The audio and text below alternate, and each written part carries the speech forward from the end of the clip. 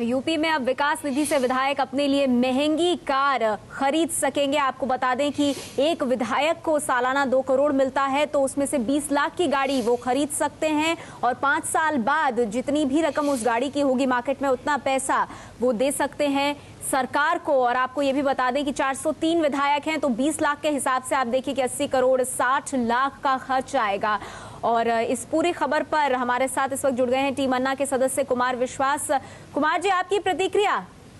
2 प्रतिक्रियाएं मेरी हैं। पहली प्रतिक्रिया तो बहुत दुर्भाग्यपूर्ण है। हमारे कवि थे स्वर्गीय कैलाश गौतम, उन्होंने लिखा था कि सुनते हैं जिस दिन मिला 5 लाख अनुदान, नई जीप में बैठकर घर लौटे प्रधान। तो अब तो 20 लाख का मिल गया है, तो विधायक जी बड़ी वाली गाड़ी में बैठ के लौटेंगे। ये समाजवाद की नई धारणा का प्रत्यक्षीकरण है।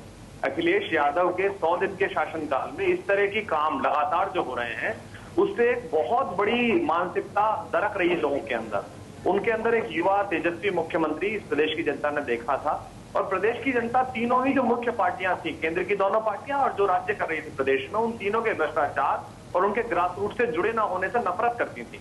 इसलिए उन्होंने बिना किसी संकोच के उन्हें संपूर्ण बहुमत के साथ अपना राजा अभिषेक किया, अपना लोकतांत्रिक नायक बनाया। ऐसे में अगर वो दबाव के कारण, क्योंकि उनके ऊपर भी एक पूरी समाजवादी पार्टी की पूरी हायरार्की है जिसमें नेताजी और उनसे नीचे का पूरा काम है, उस दबाव के कारण या विधायकों के दबाव के कारण अगर ऐसा कर रहे हैं, तो इससे पता चलता है कि उनका मनोबल अभी कितना क्षीण है। उन्हें जल्दी से इससे बाहर आना पड़ेगा, क्योंकि देश की जनता के या प्रदेश की जनता की गाड़ी कमाई से जब बिजली के पैसे आप नहीं चुका पा रहे हैं, लोग गर्मी में त्रस्त हो रहे हैं, मर रहे हैं, लोग मौत की रिपोर्टें आ रही है, सड़क पर लोग मर रहे हैं, उस समय अगर आप जनप्रतिनिधियों को कहेंगे 20 लाख की गाड़ी खरीद लीजिए, तो ये समाजवाद की मूल धारणा पर कुठाराघात है। ये तो लज्जास्पद बात है कि नाम आपने समाजवादी पार्टी रख रखा है। एक तरफ तो आपका पोस्टर लगता है, पूज्य नेताजी से लेके आगे तक डिंपल यादव जी के पोस्टर लगते हैं, बीच में पूरा परिवार होता है, राम गोपाल जी होते हैं, शिवपाल जी होते हैं, धर्मेंद्र होते हैं, अखिलेश होते हैं, कहीं तीसरा व्यक्ति दिखाई नहीं देता है। और उसके बाद इस तरह की प्रतिक्रियाएं करना, इस तरह के काम करना, तो ये समाजवाद की मूल धारणा के विपरीत है। और अखिलेश युवा है, उनका राजनीतिक कौशल अभी परखा जाना है, उनको लंबी पारी खेलनी है। नेताजी ने एक लंबा समय जी लिया है, उन्हें उस छाया से बाहर आकर अपने स्वतंत्र विवेक के निर्णय लेने चाहिए और ऐसे काम बंद करने चाहिए। कुमार जी, मुलायम सिंह की पार्टी का जो चुनाव चिन्ह है, प्रतीक है, वो तो साइकिल है और बात कार की हो रही है। मैं यही कहना चाहता हूं कि समाजवाद, देखिए लोहिया जी के शिष्य हैं, नरेंद्र देव जी के शिष्य हैं, उस परंपरा से आए हैं। कम से कम पार्टी के नाम के आगे जो समाजवाद शब्द लगा हुआ है, उसकी तो इज्जत की जानी चाहिए।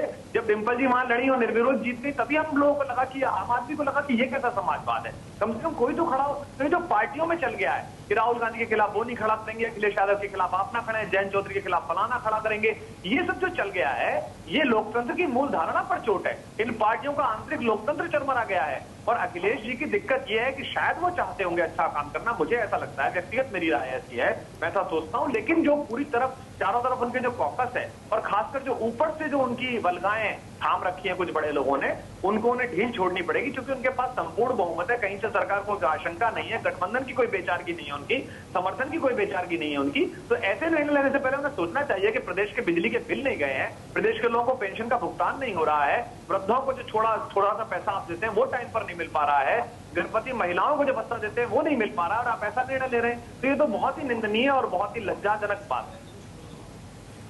जी बिल्कुल, शुक्रिया कुमार विश्वास जी हमसे बात करने के लिए। तो अजीबोगरीब बात निकल कर आ रही है उत्तर प्रदेश से, जहां पर मुख्यमंत्री अखिलेश यादव ने यह कहा है कि अब विधायक अपनी विधायक निधि के अंदर से 20 लाख की गाड़ी खरीद सकते हैं। तो इस तरह से विधायक निधि से क्या विधायकों का ही विकास हो रहा है जब उत्तर प्रदेश आर्थिक तंगी के माहौल से गुजर रहा है? ये इस वक्त की बड़ी खबर। इस पर एक चीज और जोड़ दूं है कि 403 तो विधायक हैं जो विधानसभा में हैं, इसके अलावा जो एमएलसी हैं वो भी 100 हैं, और जो एमएलसी हैं अगर उनको भी इस तरह का पैसा मिलता है 2 करोड़ का, तो ये संख्या और ज्यादा बढ़ जाती है। बिल्कुल, संख्या बढ़ जाती है, यानी 80 करोड़ 60 लाख का जो खर्चा है वो और ज्यादा बढ़ जाएगा। तो इस खबर पर हम लगातार नजर बनाए हुए हैं, और बीएसपी से सुदेंद्र भदौरिया हमारे साथ इस वक्त जुड़ गए हैं। सुदेंद्र जी, विजय जी आप पूछना चाहेंगे इनसे? भदौरिया जी, क्या कहेंगे इस नीति को?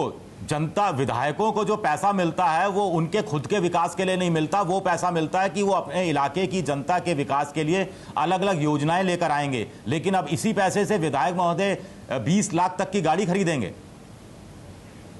देखिए, इस चुनाव के दौरान श्री अखिलेश यादव ने तमाम तरह के वादे किए थे, जिनमें एक वादा ये भी था कि बेरोजगार नौजवानों को बेकारी का भत्ता देंगे, किसानों को मुफ्त बिजली देंगे, पर असल में ये हर मोर्चे पे असफल होते जा रहे हैं। तो जो विधायक लोग आवाज बुलंद करते हैं आम जनता की, उन लोगों को ये एक तरह का लॉलीपॉप दे रहे हैं कि वो उनकी आवाज ना उठाए। पर मैं ये कह सकता हूँ, उत्तर प्रदेश की जनता इनके इस तरह का जो दोहरा चेहरा है उसको पहचान गई और इनका नकाब जो है उठ गया, और ये विकास के मामले में असफल हो रहे हैं, ये हर मोर्चे पर असफल हो रहे हैं। तो विधायकों को ये कुछ भी देने की कोशिश करें, मुझे पूरा विश्वास है कि विधायक भी इनके बहकावे में नहीं आएंगे और इस तरह की इनकी कोशिश से इनका खुद का चरित्र स्पष्ट हो जाता है। भदौरिया जी आप कह रहे हैं कि विधायकों को लॉलीपॉप देने की कोशिश की जा रही है,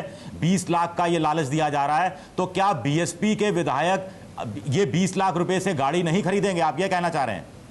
देखिए, ये तो विधायकों की, जब हमारी पार्टी की नेता बहन मायावती जी हैं वो निर्णय लेंगी, पर ये जो इनके नीति तो कौन बना रहा है, नीति पर बहस हो रही है, कौन लेगा। तनख्वाहें मिलती हैं विधायकों को, क्या विधायक नहीं लेते हैं और कुछ ज्यादा लेते हैं, कुछ कम लेते हैं, ये सवाल नहीं। सवाल ये है कि जो मुख्यमंत्री हो किस तरह की नीति बना रहा है उस पर बहस होनी चाहिए।